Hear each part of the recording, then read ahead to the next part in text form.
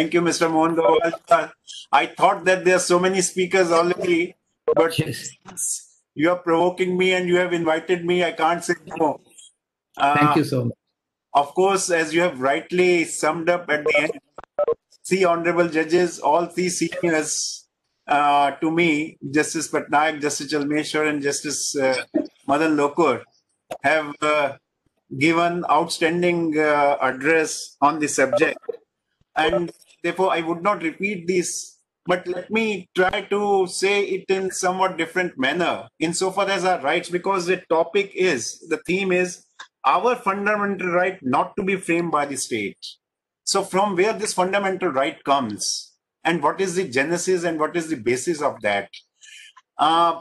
You see, the democracies, we are living in a democracy. And we don't only say democracy in our constitution, it's a liberal democracy. So liberal democracy is based on the principle of tolerance. And another important feature is that it is based on the social contract theory, where it is we, the people, who have come together and who have given ourselves this constitution, which is the fundamental law of governance of a nation. And it is we, the people, who elect the representatives who have to govern us. It is the rule of recognition which is given to the elected government by we, the people. And this social contract theory is based on that basic premise is the liberty. Because we want, every individual wants his liberties or her liberties to be safeguarded. So we come together and we want to create a society. We want to elect a government which gives us good governance. And in the whole process, when we talk of social contract theory, we talk of the rights of the individuals or which are based on liberty. At the same time, elected government, we talk in terms of limited government. That is, the government, once it is elected, does not mean that it has every right to rule in any manner it likes. And that is why Constitution is there, which sets down the limitations. And it is this Constitution which gives us fundamental rights also. And I would say that fundamental rights are these rights which are across the Constitution. Whether Constitution is there or not, in any democracy, and that is the example in UK, in any democracy, these rights are recognized because these are natural rights. So, but the problem is what is happening if you see the world at large.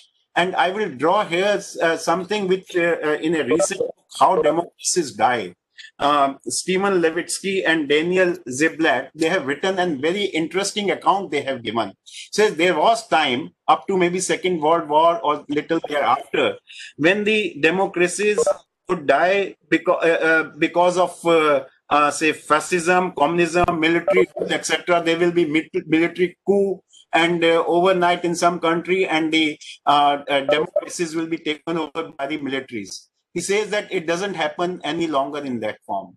What is, I would say interesting is, or what is rather challenging and disturbing, is that today it is not those generals, or it is the elected people who many times subvert the democracies.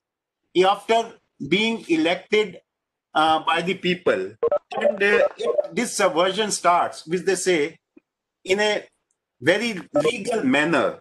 That is, they would not do anything which may appear to be illegal or as if it is against the law. And it starts like this: when people speak, the first thing is to curtail the freedom of speech. And as all other judges, honorable judges have said, that the people are framed in all the cases, the instances which they are given, under some or the other law. Legal means are adopted, or rather I will say not legal means, legal route is adopted to frame them. And that is where it is something which is really disturbing, which happens. And if I may only quote a few lines from that book, which I think would give the message which I want to give and which has been stated by my three honorable judges, that many governments' efforts to subvert democracy are legal in the sense that they are approved by the legislature or accepted by the courts. They may even be portrayed as efforts to improve democracy, making the judiciary more efficient, combating corruption, that is the so-called objectives, or cleaning up the electoral process. Newspapers still publish, but are bought off or bullied into self-censorship. Citizens continue to criticize the government, but often find themselves facing tax or other legal troubles. This is what legal trouble which we are talking about whenever a freedom of speech is exercised. I won't go into detail of that, but this is where, and I accept that at the end of the day, there are laws which take care of the such citizens also who are framed like this. And but what we need, on the one hand, the elite or the alert citizenship.